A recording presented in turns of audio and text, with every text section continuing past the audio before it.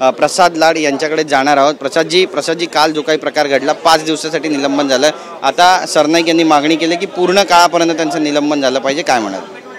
खरं तर भारताच्या इतिहासात पहिल्यांदा एक विरोधी पक्ष नेत्याचं निलंबन झालं आणि कृत्य विरोधी पक्षाचं एवढं घाणेरडं हे देशात कुठल्याही सभागृहात झालं नाही। ते सभागृहात अंबादास दानवेंनी महाराष्ट्र विधान परिषदेत केलं। त्यामुळे खरं तर 5 दिवसाचं निलंबन हे कमीच आहे, परंतु सभागृहाचा सन्मान ठेवून सरकारने आणि सभापतींनी हे 5 दिवसाचं निलंबन केलेलं आहे। मला वाटतं की सरकार देखील हा विचार करतं की कामकाज चाललं पाहिजे, विरोधी पक्षाला देखील त्यांचा मान मिळाला पाहिजे, म्हणून हे 5 दिवसाचं निलंबन केलेलं आहे। नक्कीच, पण माफी या संदर्भातली काही मागितली, तुम्हाला काही कॉल केला, दिलगिरी काही व्यक्त केली आहे का? शिक्षा झाल्यानंतर माफीची अपेक्षा आपण का ठेवावी?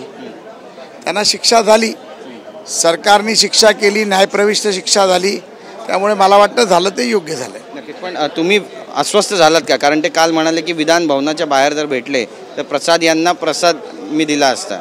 मी सारखा जातो येतोय।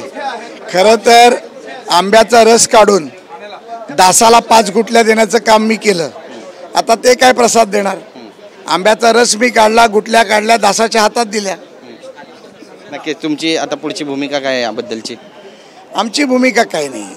काल अंबादास दानवेंमुळे उद्धव ठाकरेंना महाराष्ट्राची माफी मागावी लागली, त्यामुळे त्यांची चूक किती मोठी होती हे उद्धवजींना कळलं, याच्यातच मला समाधान आहे। माफी मागणाऱ्यापेक्षा माफ करणारा जास्त मोठा असतो असं म्हणतात। मी काल माननीय उद्धवजींचं आभार मानलं, त्यांनी मोठेपणाने येऊन माता भगिनींची माफी मागितली, त्याबद्दल मी त्यांचा आभार मानलं।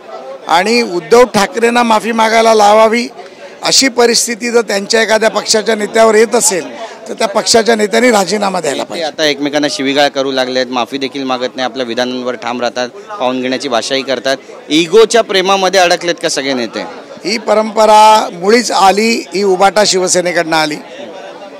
संजय राऊत नावाच्या भामट्याने ही सुरुवात केली आणि तिथून ही सुरुवात झाली, ती आता त्यांच्या विरोधी पक्षनेत्यापर्यंत आली। त्यामुळे इतर कुठल्याही पक्षातली लोक अशी भाषा गैरभाषा वापरत नाहीत। त्यामुळे मला वाटतं की उद्धवजींनी त्यांच्या लोकांना एक प्रशिक्षण देणं गरजेचं आहे। नक्कीच, वारंवार तुमच्यावर पण आरोप होतात, नवाब मलिक आता अजितदादांसोबत दिसत आहेत, मतांचं राजकारण करताय तुम्ही म्हणून भाजपवर आरोप होऊ लागलेत। मला कल्पना नाही की नवाब मलिक कधी कोणाला कुठे भेटले, तो त्यांच्या पक्षाचा प्रश्न आहे, त्यामध्ये काही भाष्य करणं हे योग्य राहणार नाही। दादा, आमच्याशी बोलल्याबद्दल। कॅमेरा पर्सन प्रेम मात्रेसह गिरीश गायकवाड, TV9 मराठी, मुंबई।